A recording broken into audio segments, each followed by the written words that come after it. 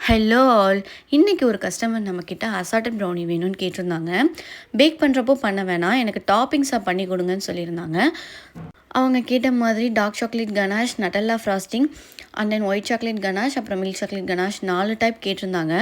Totally 16 pieces வந்துச்சு.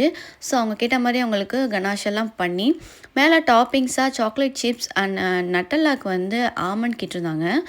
அப்புறம் white chocolate chips, அதுக்கப்புறம் மில்க் சாக்லேட் சிப்ஸ் எல்லாமே ஆட் பண்ணி அவங்களுக்காக ரெடி பண்ணியாச்சு.